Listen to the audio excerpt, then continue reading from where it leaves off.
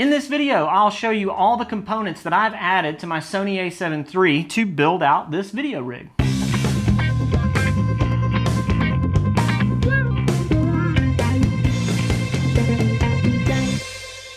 Hello world, my name is Matt Spa and I'm a photographer and videographer in Atlanta, Georgia.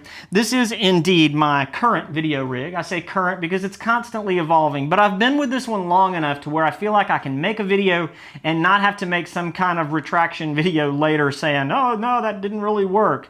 All of this has kind of reached a point where it's amalgamated up together and I like it a lot. There's really only two things I'm not wild about. One is the weight. In its lightest configuration, it's around 8¼ pounds. And in its heaviest, it's a little over 9. So it's not something you want to tote around all day, but that extra weight does help give you stability on handheld shots. The other thing that I'm not crazy about is that I just don't think it looks super cool. I don't know, the handles are kind of mismatched and offset, and I don't know, people with the wooden handle that twists around, you know, it's kind of like cooler looking, but whatever. It does the job. It totally does the job. This is built around the small rig cage, and initially I had bought the Tilta cage. The Tilta cage is a very nice looking cage. Certainly would have added to the cool looking factor of this, but the Tilta cage is garbage, and the reason it's garbage is because of this little addition right here. Each of the cages have a way to secure your HDMI cable. The A7 III has a micro HDMI out, and you don't want that port to get bent. You don't want your cable to get inadvertently unplugged, particularly if you're using an external recorder. The configuration of this clamp to hold that on the Tilta involves an extra cable and a female HDMI full-size input that has to get clamped down, and this has to get clamped down, and it obscures all the other holes that you need to attach audio and things like that. It won't work because you can't plug in the full-size HDMI unless you clamp it down. Just don't buy it. Don't buy it until they redesign that. This one's awesome. It's a super simple little clip. It allows me to use one cable to get up to my monitor or external recorder, holds everything in place, and still allows me access to all the other inputs that I need on that side of the camera. The way I bought this, it came in a configuration with a large NATO rail, large meaning tall, not long, and this top handle. I can use this on the top, which brings up one thing about this evolution. I need something that can evolve with me over time. And so everything on here is designed to be as versatile and flexible as possible. The things that I've added really are only a couple of things. I've added this additional handle on the side, which has a wrench built in, the nice Allen wrench. This Allen wrench allows me to raise and lower this handle. And what that does is it not only gives me a comfortable hand position when I'm using the follow focus, but it also allows me to, because this is attached to the Manfrotto quick release plate, I can use this as kind of a kickstand. I can adjust this to the same height or depth as that plate. And when I set this down somewhere and it's not on the tripod, it's actually serving as a third point to kind of help balance all this weight. So a nice little pro tip I figured out when my camera fell over a few times. And having the extra wrench is just super handy. So adding this handle required me to also add a low profile NATO rail, which is right here on the side. I bought this in a pair and I put one here, one on the other side to hold the handles, and I used the taller NATO rail on the top to hold this external handle whenever I'm using it in that configuration. One nice thing about this too is that not only do I have an up and down adjustment, but I have a slight forward and backward adjustment.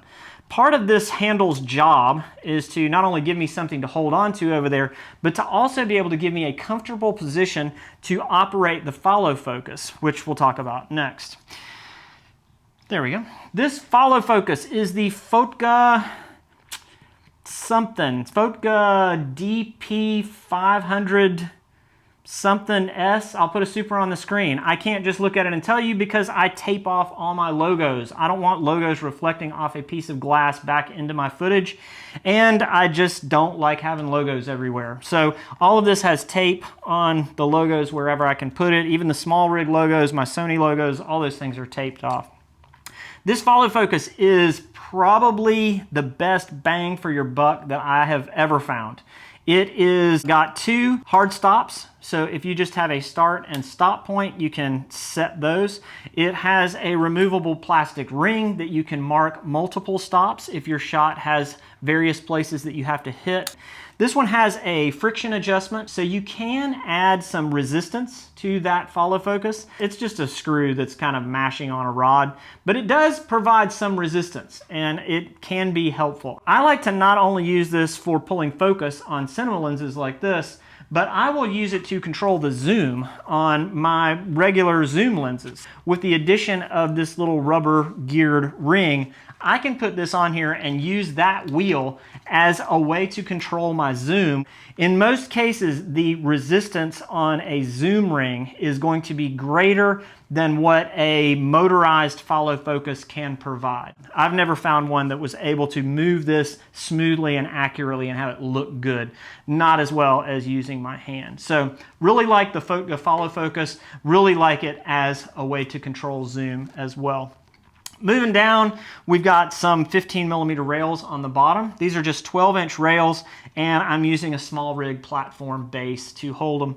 The one that I linked down below is, of course, universal. It'll work for anything. The only drawback I have to it is that if I want to remove my camera from this cage, the full cage, you have to have a tool and you have to physically remove this to be able to get to that screw.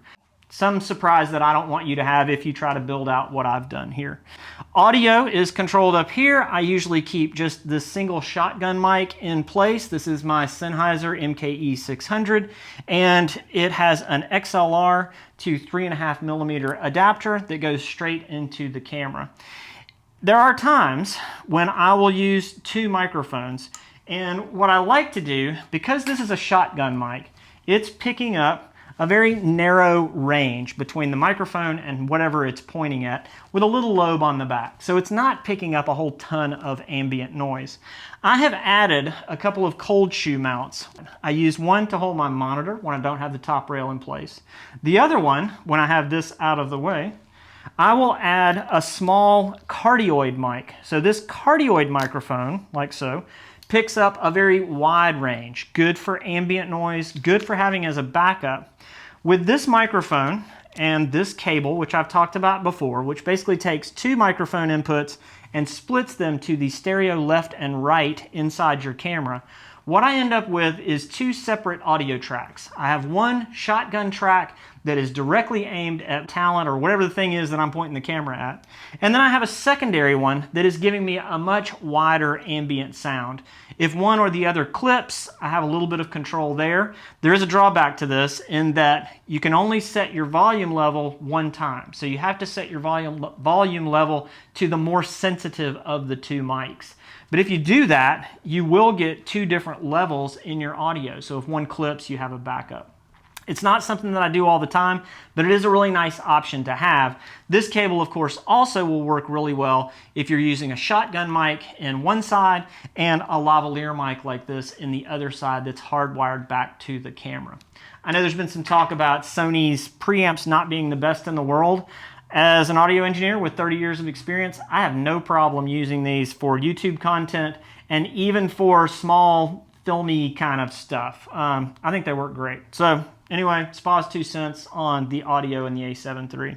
The last thing that I do on here is to use an external monitor. This is the FeelWorld 4K Ultra Bright. It is 2200 nits and it's super duper bright. One thing that I like about it, and all the FeelWorld monitors, I also use the 5.5-inch monitor, which is on my other camera right now, with a pair of Sony NPF batteries, and you can use any of them, the 550, the 750, these are 970s actually, the most capacity of power that they make. I can run a cable from the DC out to a dummy battery and power my camera. This configuration will power this monitor and this camera for usually about 3.5 to 4 hours. A lot of people like the big V-mount batteries for a shoulder rig. I can see that. I can see wanting to have that extra weight back there as ballast. For me, that would be crazy. That would make this thing so ridiculously heavy. When I can throw an extra couple of NPF batteries in my bag and be ready to swap out, the meter on here that shows you your battery life is really, really good. And so when it gets into the red, I just swap them out. It's no problem. So that covers the monitoring. When this is on the tripod, I do prefer to go with the 7-inch monitor, especially if I'm outside. If I'm using this for handheld work, I will almost always opt for the 5-inch FeelWorld, which is also a touchscreen monitor in about the $200 range or something like that. I think that's pretty much everything. I can move the handles around, I can move the monitor around, I can use it handheld low, I can use it handheld high. It's really performed well. I hope this has been helpful if you're thinking about building out a rig of your own and maybe giving you some additional things to think about. If you like this kind of content, I'd love for you to subscribe and give me a thumbs up and ring my bell and tell 2 of your closest friends. You do that, I'll stay here and keep doing this, and I'll see you in the next one.